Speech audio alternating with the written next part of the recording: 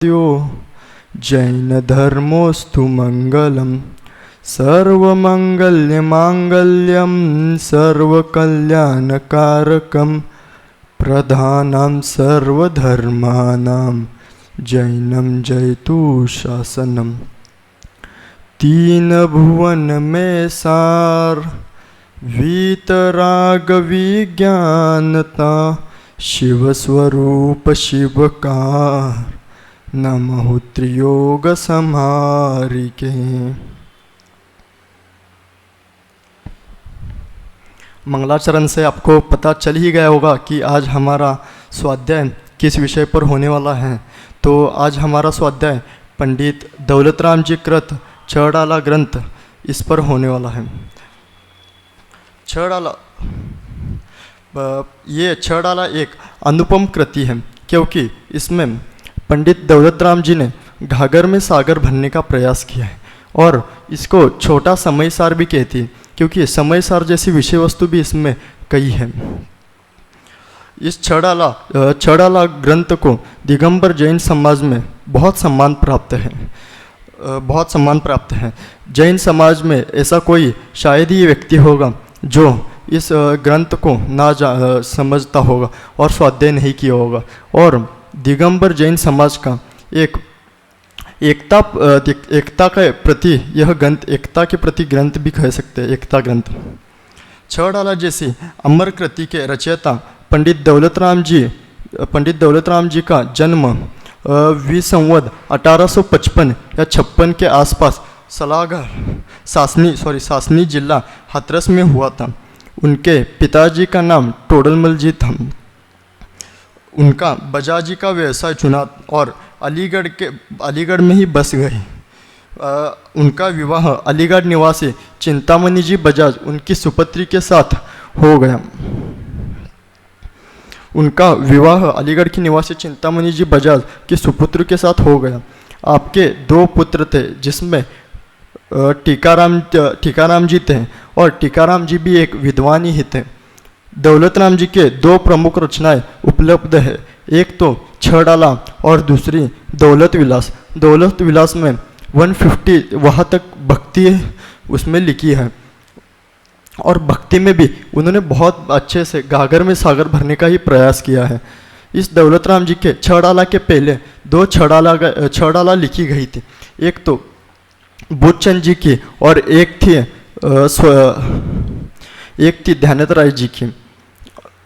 वही स्वयं 6वीं ढाल के अंतिम छंद में लिखते हैं, 1 वर्ष की तीज शुक्ल वैशाख करो तत्व उपदेश यह लखी बुद्धचंद की भाक। मतलब मैं दौलतराम बुद्धचंद जी के द्वारा लिखित छड़ाला के ग्रंथ के स्वाध्याय से मैं अपना यह छड़ाला लिख रहा हूँ।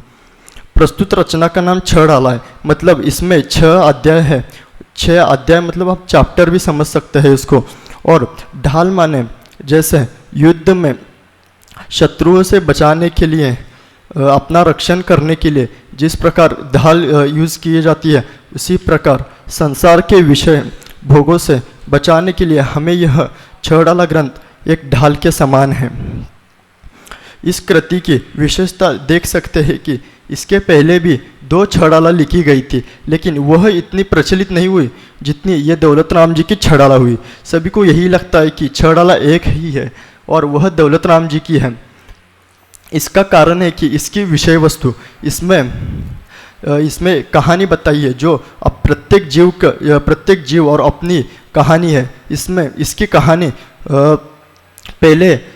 पहले ढाल से ही शुरू की, जिसमें चारों गतियों के दुखों का वर्णन बताते हुए दूसरी ढाल में यह जीव क्यों दुखी है, मिथ्या दर्शन, मिथ्या ज्ञान और मिथ्या चरित्र के दुखी है, यह बताते हुए तीसरी ढाल में उसका उपायों की चर्चा करते हुए सम्यक दर्शन तक पहुंचा दिया। उसके बाद चौथी ढाल में सम्यक ज्ञान की चर्चा करते हुए देश चरित्र तथा 12 व्रतों की चर्चा की। उसके बाद 5वीं ढाल में उत्तम रीत्या 12 भावनों की चर्चा की और 6वीं ढाल में मुनियों की चर्चा करते हुए अरंत और सिद्ध अवस्था तक पहुंचा दी और कहानी खत्म कर दी। भारत नाट्य शास्त्र का एक नियम ही है कि कहानी अंत में जाकर सुखकार हुई होती है। ऐसा नियम भरत मुनि ने 2000 साल पहले दिया था। और जैन दर्शन में भी एक दादा कहते हैं कि जैन दर्शन में भी यह एक नियम ही है कि जो अपनी कहानी तब खत्म होगी जब हम मोक्ष में जाएंगे, तभी अपनी कहानी खत्म होगी। और जो ये भरत मुनि ने 2000 साल पहले लिखा है कि कहानी अंत में जाकर सुखकर ही होनी चाहिए। वैसे मोबाइल सिनेमास वगैरह में अंत में जाकर उनकी शादी वगैरह होती है और वह सुखकर बताते हैं। क्या वो सच में सुखकर होता ही नहीं? क्योंकि शादी में अगर सुख होता तो तीर्थंकर क्यों त्यागते और मोक्ष रूपी रक्षम में क्यों आगे हो जाते, मोक्ष मार्ग में क्यों आगे हो जाते। और टोडरमल जी का इस ग्रंथ पर बहुत प्रभाव दिखता है, क्योंकि मोक्ष मार्ग प्रकाशक में जैसे चारों गतियों के वर्णन करते हुए मोक्ष तक पहुंचा दिया, उसी प्रकार इस ग्रंथ में भी छड़ाला में भी चारों गतियों के वर्णन करते हुए मोक्ष तक पहुंचा दिया। यह एक सिद्धांतिक ग्रंथ भी है, क्योंकि इसमें इसका अंत सिद्ध दशा में जाकर हो गया, इसलिए इसको सिद्धांतिक ग्रंथ कहते हैं। अब हम आगे बढ़ते हैं और पहला छंद देखते हैं। हम सभी एक साथ मिलकर पाठ करेंगे। तीन भुवन में सार वीतराग विज्ञानता, शिव स्वरूप शिवकार, नमः त्रियोग संहारिके। तीन भुवन मतलब क्या? तीन लोक में क्या सार है? अब तो कहेंगे कि आप तीन लोक में पैसा ही सार है, क्योंकि पैसे के अलावा पैसे से सब कुछ खरीदा जा सकता है। मराठी में भी एक कहावत भी है कि आपके पास पैसा होगा तो पूरी दुनिया आपकी जेब में हो सकती है। क्या सच में हो सकती है क्या? नहीं। उसी तीन लोक में एक ही सार है, वीतराग विज्ञानता। अब वीतराग माने क्या? राग द्वेष से रहित, उसको वीतराग कहते हैं। और विज्ञानता माने ऐसा ज्ञान जिसमें कुछ भी ना छूटा हो, उसको विज्ञानता कहते हैं। शिव स्वरूप शिवकार, शिव स्वरूप मतलब क्या? मोक्ष स्वरूप। और शिवकार उसको करने वाला, मोक्ष को करने वाला, उसको शिवकार कहते हैं। और आगे करें नमोहु, नमस्कार। त्रियोग माने मन वचन और काय, ये त्रियोग के द्वारा संहारिके मतलब सावधानी पूर्वक। अब यहाँ पे सावधानी पूर्वक मन वचन काय की सावधानी पूर्वक क्यों नमस्कार कर रहे हैं? इसका कारण है कि मन की सावधानी यह हो सकती है कि हम जब जिनेंद्र भगवान के दर्शन करने जाते हैं तब हमारा मन चंचल होता है, इधर उधर होता है, वो होने नहीं देना चाहिए। और मन को स्थिर रखते ही उसको उनका दर्शन करना चाहिए, क्योंकि मन एक बहुत चंचल है, वहाँ से वहाँ कब जाएगा आपको हमें भी पता नहीं चलेगा। उसके बाद वचन की क्या सावधानी रखनी चाहिए हमें? वचन की कि हम जब मंदिर में जाते हैं तब इधर उधर की बातें करते हैं, हम किस लिए आए होते हैं और कुछ और ही करते होते हैं। इसलिए हमें मंदिर में जाके बस जिनेंद्र भगवान की वंदना और साध्या भक्ति और पूजन ही करनी चाहिए, बाहर की संसार विषय की बातें ही नहीं करनी चाहिए। और काया, अपने शरीर के सावधानी पूर्वक ही हमें नमस्कार करना चाहिए। अब हम इसका एक बार भावार्थ पढ़ लेते हैं। भावार्थ: राग द्वेष रहित केवल ज्ञान ऊर्ध्व, मध्य और अधो इन तीनों लोक में उत्तम आनंद स्वरूप तथा मोक्षदायक है। इसलिए मैं अर्थात दौलत राम अपने त्रियोग अर्थात मन वचन काय द्वारा सावधानी पूर्वक उस वितराग अर्थात 18 दोष रहित स्वरूप केवल ज्ञान को नमस्कार करता हूँ। अगला छंद है, हम सब मिलकर एक साथ पाठ करेंगे। जे त्रिभुवन में जीव अनंत, सुख चाहे दुख ते भयवंत, ताते दुखहारी सुखकार, कहे सीख गुरु करुणाधार। अब यहाँ पे फिर से बात आ गई। जे त्रिभुवन, तीन भुवन मतलब तीन लोक में, जीव अनंत, जीव कितने हैं? अनंत है। जैसे ऊर्ध्व लोक में सामान्यता देव रहते हैं, मध्य लोक में मनुष्य और तिर्यांश रहते हैं, और अधोलोक में नारकी रहते हैं। सामान्यतः ये, और अगर सूक्ष्मता से विचार किया जाए, मनुष्य गति में भी वेंतर देव और ज्योतिष देव रहते ही है, और नरक में तिर्यांश तो होते ही है, क्योंकि एकेंद्रिय सब जगह होते, तीनों लोक में एकेंद्रिय होते ही है। इसलिए हम कह सकते हैं कि तीनों लोक में त्रियांश होते ही है। सुख चाहे दुखते भयवंत, मतलब सब लोग सुखी होना चाहते हैं और दुख से डरते हैं।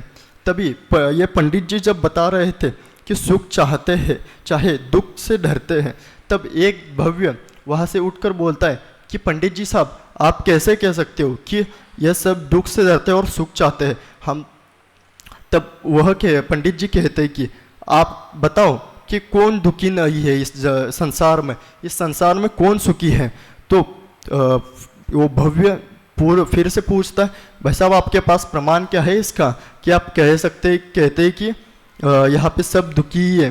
तब पंडित जी तो बहुत होशियार थे, पंडित जी ने कहा, भाई साहब आपके पास क्या प्रमाण है कि आप कह रहे हो कि सब सुखी है। तब वो कहते हैं, एक सेठ की बात बताते हैं, सेठ जी की। तो सेठ जी की बात बताते और कहते कि ये सेठ जी सुखी है, बहुत सुखी है, उनके पास बहुत धन दौलत है। तो पंडित जी कहते हैं, अरे उनके पास धन दौलत है लेकिन उनके तो बहुत दुखी है, वो तो बहुत दुखी है, क्योंकि अगर रात में आते समय उनको किसी ने लूट लिया तो वो इनको चिंता होगी, कल उनका धंधा होगा या नहीं वो उनको चिंता होगी। अगर सिर्फ आप कह रहे हो कि धन धान्य से ही सुखी है होते होंगे, तो वो खाना क्यों खाते हैं, फिर पानी क्यों पीते हैं। अगर उनसे ही सुखी होते धन धान्य से, तो खाना पानी नहीं पीना चाहिए, सोना नहीं चाहिए। तो उनको इस भव्य को वो बात समझ जाता है। फिर और एक सभी लोग यहाँ पे जो कौन सा भी कार्य करते हैं वह सब सुखी होने के लिए ही करते हैं, क्योंकि हम बैठते सुखी होने के लिए, खड़े होते हैं सुखी होने के लिए, सोते हैं सुखी होने के लिए, दौड़ते हैं, खेलते हैं, खाना खाते हैं, सोते हैं। अगर एक ही कार्य से हम सुखी होते होंगे तो सोने से फिर क्यों सुखी नहीं होते। ज़्यादा टाइम हम वैसे तो 6-7 घंटे सोते ही है, हमेशा सोते ही रहो, वैसे तो सुखी हो ही जाएंगे हम। तो हम संसार में सुख है ही नहीं, संसार में सुख है ही नहीं। सुखी वो नहीं जिसकी इच्छा पूरी हो जाए, सुखी वो नहीं जिसकी इच्छा पूरी हो जाए, सुखी वो है जिसकी इच्छा ही उत्पन्न ना हो। अब हम एक बार इसका भावार्थ पढ़ लेते हैं। 3 लोक में जो अनंत जीव अर्थात प्राणी है, वे दुख से डरते हैं और सुख को चाहते हैं। इसलिए आचार्य दुख का नाश करने वाला तथा सुख को देने वाली शिक्षा देते हैं। अब अगला छंद अपन एक साथ मिलते हैं। ताहि सुनो भवि मन थिर आन, जो चाहो अपनो कल्याण, मोह महामद पियो अनादि, भूल आपको भरमतवादी। ताहि मतलब सुनो, हे भव्यो, भवि मतलब क्या कहा यहाँ पे, भव्य, हे भव्य सुन, मन थिर कर तेरा, और एक जगह एकाग्र करके सुन ये बात, क्योंकि मन एक जगह एकाग्र नहीं हो पाता अपना, इधर उधर ही चला जाता है। आप यहाँ पे बैठे हो और विचार किसी और जगह का करते होंगे, यहाँ पे बैठकर हम घर की चर्चा करते हैं। इसलिए बोल रही कि मन को एकाग्र रख और सुन, जो चाहो अपनो कल्याण, मतलब अपना कल्याण सुन कर ले भाई, अपना कल्याण कर ले। तब वह फिर से कहता है कि हमारा कल्याण तो हमें बस जॉब लग जाए, नौकरी लग जाए, हमारा कल्याण हो जाएगा। तब वो कहते हैं, अरे नहीं, ये तो जन इधर उधर की बात है, क्या तुम्हें जॉब लगने से तुम्हारा कल्याण हो जाएगा, उसके बाद शादी होनी पड़ेगी, सैलरी बढ़नी चाहिए, ये सब नहीं वहाँ पे, इसलिए अपना कल्याण जॉब लगने से नहीं होगा। तो वो कहता है कि तो आप कुछ तो मंत्र तंत्र बता दो, उससे कल्याण हो जाएगा मेरा। तो पंडित जी कहते हैं, अरे नहीं भाई, तुम ना शराब पी के आए हो इसलिए ऐसे बातें कर रहे हो।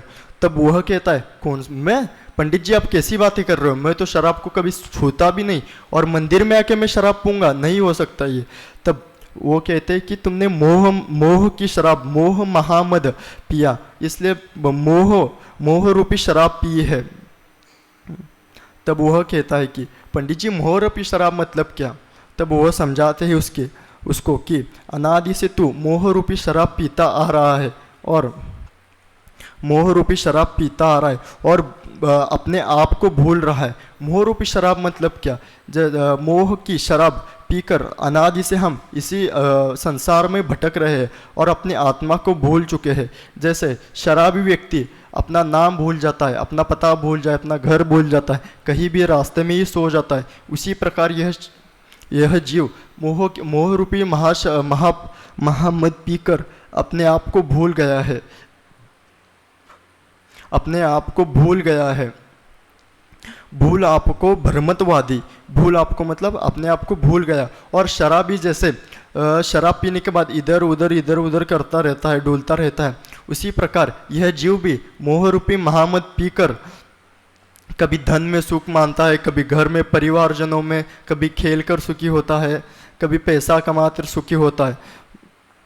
तो यह असली सुख नहीं है। इसका हम भावार्थ करते हैं, भावार्थ पढ़ते हैं।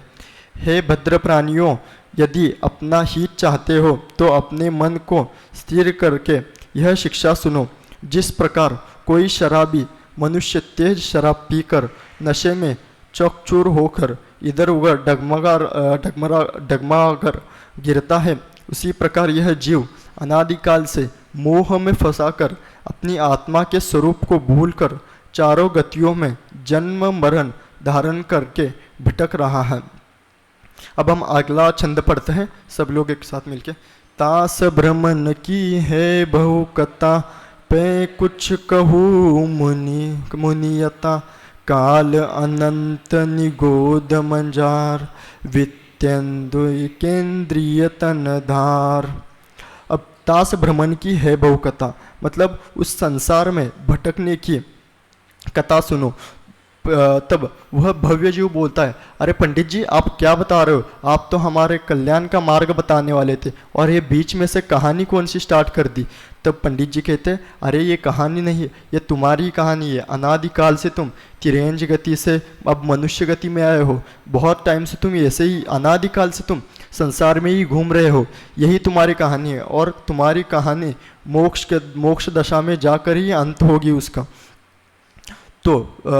तो बताओ कौन सी कहानी है मेरी? तो पंडित जी कहते हैं कि पै कुछ कहू कही मुनियता, मतलब मुनियों की परंपरा से आचार्यों के द्वारा लिखित है वही मैं बताने वाला हूँ, लेकिन थोड़े से ही पार्ट में बताऊंगा।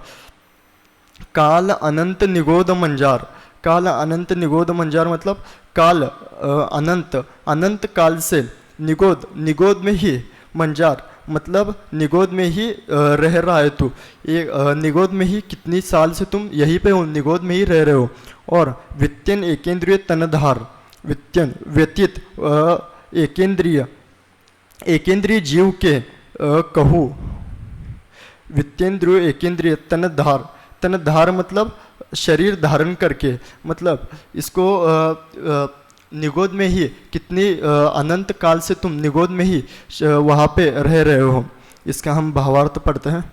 संसार में जन्म मरण धारण करने की कथा बहुत बड़ी है, तथापि जिस प्रकार पूर्वाचार्यों ने अपने अन्य ग्रंथों में कही है, तदनुसार मैं दौलतराम भी इस ग्रंथ में थोड़ी सी कहता हूँ।